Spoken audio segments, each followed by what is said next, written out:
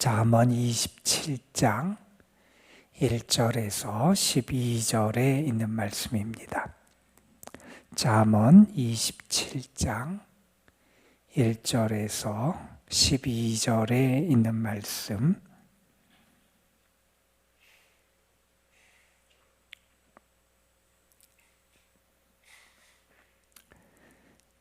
오늘 우리에게 주신 하나님의 말씀 우리 함께 한 목소리로 받들어 읽겠습니다. 너는 내일 일을 자랑하지 말라. 하루 동안에 무슨 일이 일어날는지 내가 알 수 없음이니라. 타인이 너를 칭찬하게 하고 내 입으로는 하지 말며 외인이 너를 칭찬하게 하고 내 입으로는 하지 말지니라. 돌은 무겁고 모래도 가볍지 아니하거니와 미련한 자의 분노는 이 돌보다 무거우니라. 부는 잔인하고 노는 창수와 같거니와 투기 앞에야 누가 서리요. 면책은 숨은 사랑보다 나으니라. 친구의 아픈 책망은 충직으로 말미암는 것이나 원수의 잦은 입맞춤은 거짓에서 난 것이니라. 배부른 자는 꿀이라도 싫어하고 줄인 자에게는 쓴 것이라도 다니라. 고향을 떠나 유리하는 사람은 보금자리를 떠나 떠도는 새와 같으니라. 기름과 향이 사람의 마음을 즐겁게 하나니 친구의 충성된 권고가 이와 같이 아름다우니라. 내 친구와 내 아비의 친구를 버리지 말며 내 환난 날에 형제의 집에 들어가지 말지어다. 가까운 이웃이 먼 형제보다 나으니라. 내 아들아 지혜를 얻고 내 마음을 기쁘게 하라. 그리하면 나를 비방하는 자에게 내가 대답할 수 있으리라. 슬기로운 자는 재앙을 보면 숨어 피하여도 어리석은 자들은 나가다가 해를 받느니라. 아멘.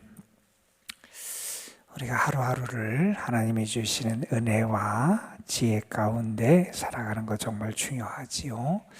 우리가 어떻게 우리의 삶을 지혜롭게 잘 살아갈 수 있을까? 인생의 선배고 많은 삶의 경험을 한 지혜자는 사랑하는 아들 혹은 사랑하는 제자들에게 지혜의 권고를 통해서 그들의 삶이 더 바르게 그리고 이 세상에서 더 행복하고 그렇게 유익한 삶을 살도록 권면을 해줍니다.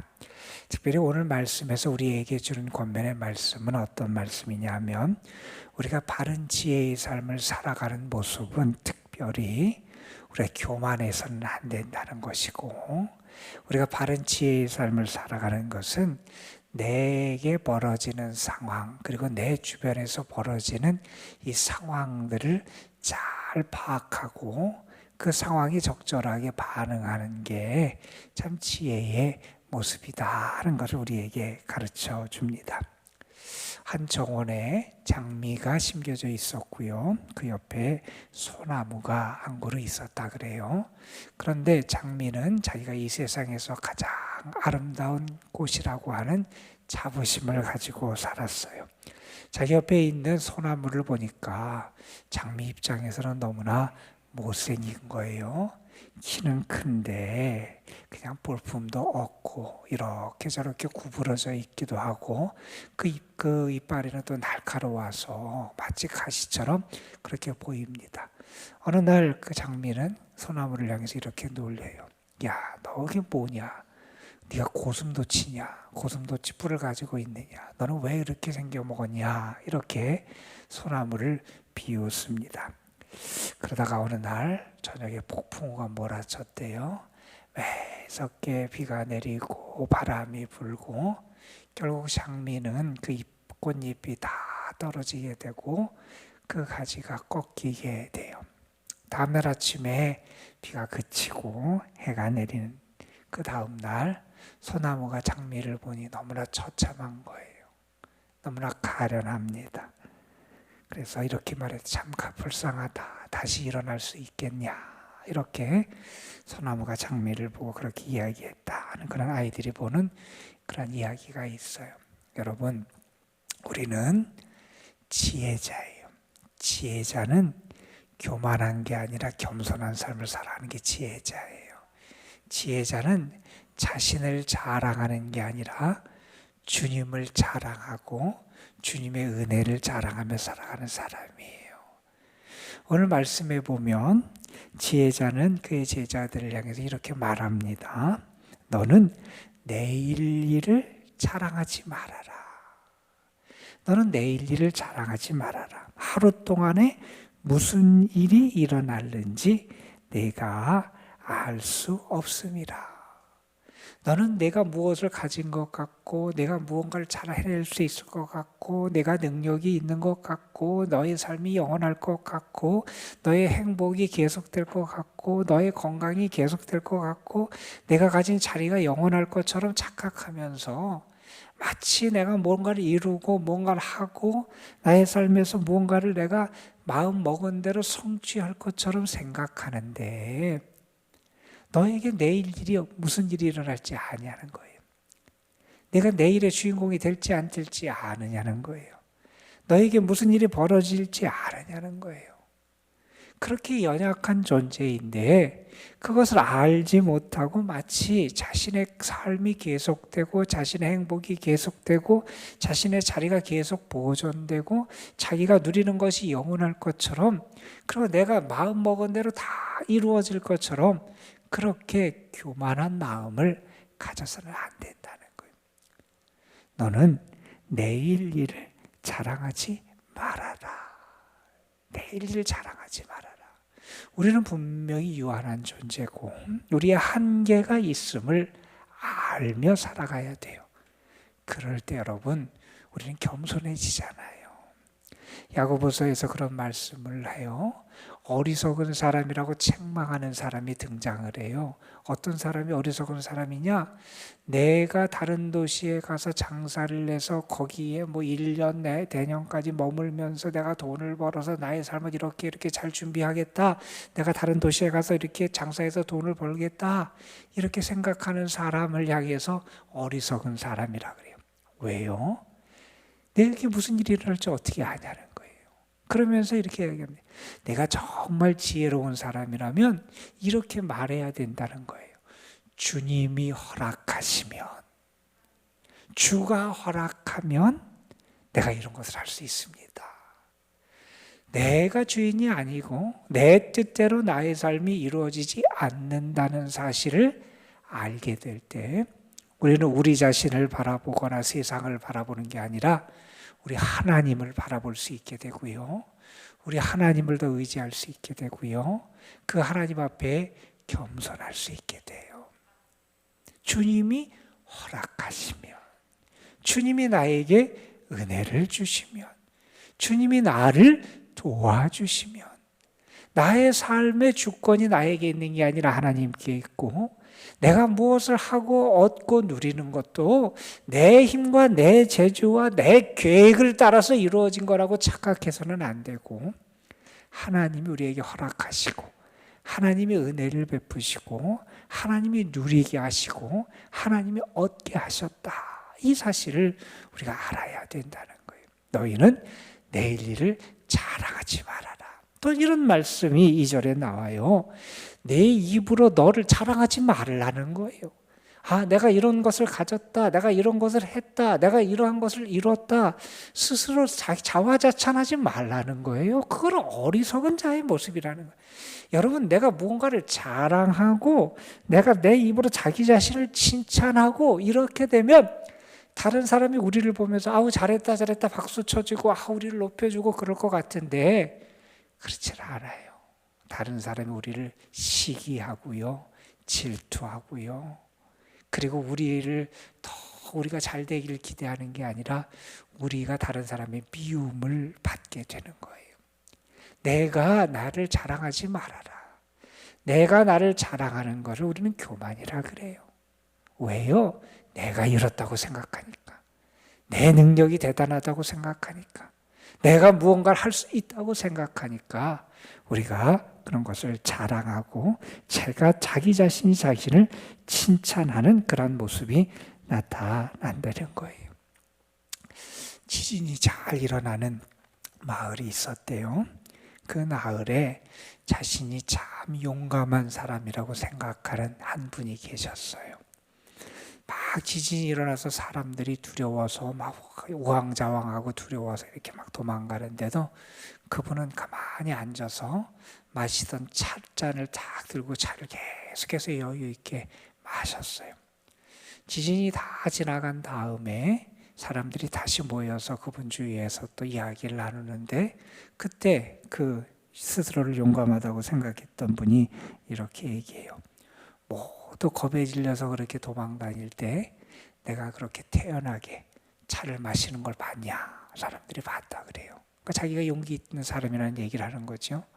사람들은 다 두려워할 때 나는 손도 안 떨고 그렇게 가만히 이렇게 태연하게 차를 마시는 걸 봤냐? 그랬더니 봤대요. 근데 사람들이 얘기해요. 근데 당신이 마신 건 차가 아니라 간장이었다고. 나는 그냥 용기 있고 나는 대단한 것처럼 말하지만 속에 두려움이 있고 내가 무슨 일이 벌어지는지도 모르고 뭘 마시는지도 모르는 거예요. 여러분, 우리는 그런 존재예요. 그런데 우리가 무엇을 자랑하고 내 자신을 내세우고 내가 대단하다 그렇게 말하겠어요? 그렇게 말하는 것은 결국 자기 자신을 더 높이는 게 아니라 자기 자신이 낮아지는 길이고요. 다른 사람의 시기와 질투와 투기를 받는 게 그러한 모습이라는 거예요. 자, 그러면서 3절과 4절에서 무슨 얘기를 하느냐? 우리의 삶에서 여러분 한번 생각해 보세요. 내가 돌을 지고 간다고 생각해 보세요. 돌이 얼마나 무거워요? 우리가 운동하는 사람들은 모래주머니를 차고 이렇게 운동하잖아요. 몸의 근력을 기르고 이렇게 힘을 더 하기 위해서 훈련을 할 때 모래주머니를 차잖아요. 내가 돌을 들고 내가 모래를 짊어지고 간다고 생각하면 그게 무거워요. 그렇죠? 그처럼 우리의 삶을 무겁게 하고 짓누르는 게 있다는 거예요. 그게 뭐냐면 내가 분노를 내는 거, 내가 화를 내는 거, 내가 내 자신을 칭찬하고 높이는 것도 어리석은 일이지만 내가 분을 바라고 화를 내는 것, 이런 것도 지혜로운 삶이 아니라는 거예요. 그것은 내가 분노를 내고 화를 표출하고 하는 것은 내가 더 가벼워지고 내가 더 편안해지는 것 같지만 실상은 그러한 삶은 어떤 삶이냐? 내가 더 무거운 짐을 짊어지는 그런 어리석은 것 같은 게 내가 분노를 바라며 살아가는 삶이라는 거예요. 그래서 이렇게 말하지요. 분은 잔인하고 노는 장수와 같다. 부는 잔인하고 노는 장수와 같다는 거예요. 자, 그렇게 정말 나 자신만의 다른 사람에게 큰 파괴력이 있는 게 이 분노인데, 그러면서 여기에 이런 말을 덧붙여요. 그런데 투기 앞에야 누가 서리요? 그런데 이 분노보다 더 무서운 게 뭐냐? 다른 사람을 향한 시기와 질투, 투기하는 거, 이게 더 무섭다는 거예요.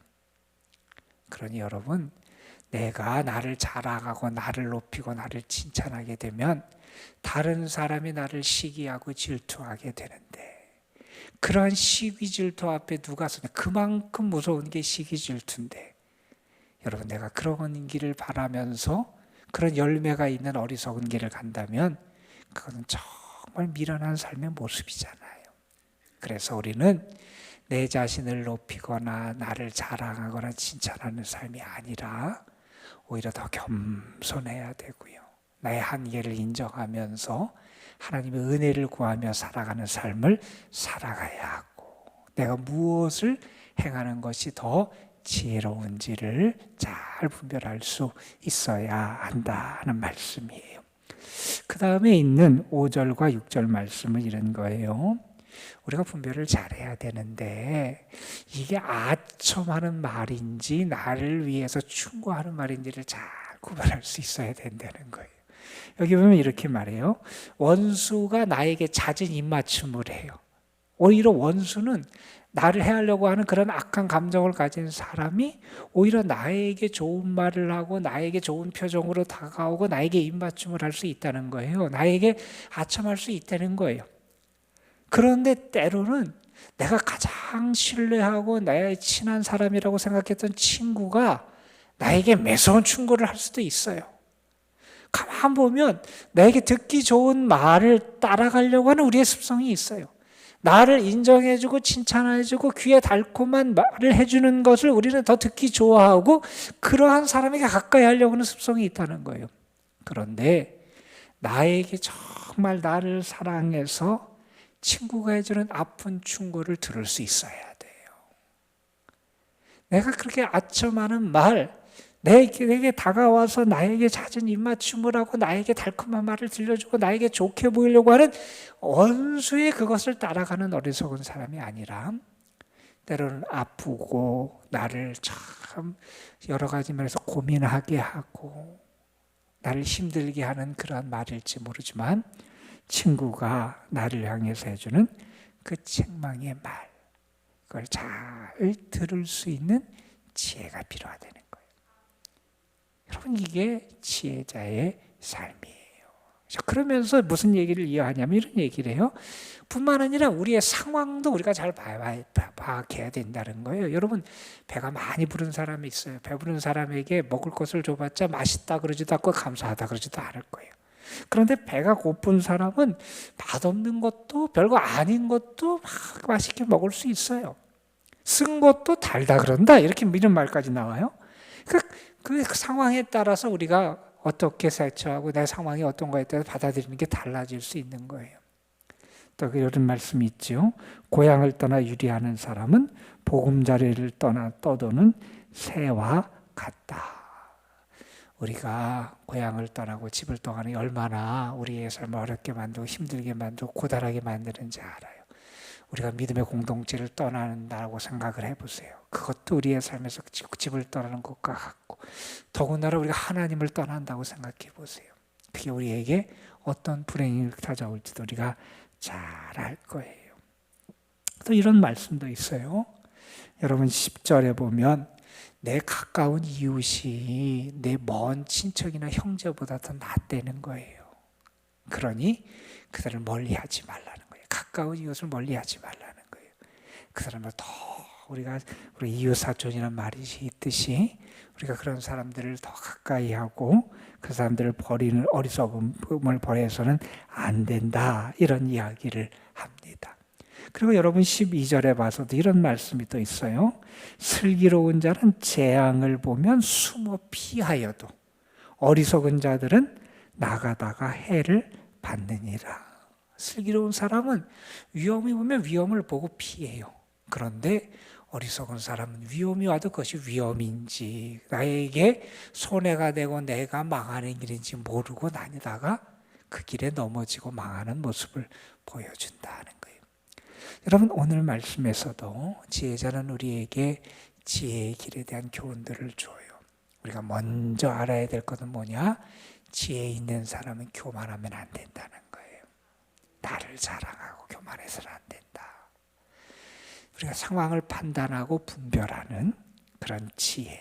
이것이 무엇이 나에게 더 행복한 것이고 무엇이 옳은 것이고 무엇이 나에게 더 유익을 주기 위한 것인지를 잘 알아야 되고 우리의 삶에서 벌어지는 이런 일들의 상황을 보면서 우리가 어떻게 대처해야 되는지 지혜롭게 그렇게 행동하는 그런 모습 우리에게 필요하다. 이렇게 권면해 주고 있습니다. 오늘도 우리는 하나님의 은혜로 살아가는 존재예요. 하나님이 우리를 살리기 위해서 예수 그리스도까지 보내주시는 은혜를 베풀어 주셨고 예수님이 오셔서 우리의 죄악을 담당하시고 우리를 구원해 주시는 은혜를 허락해 주셨어요.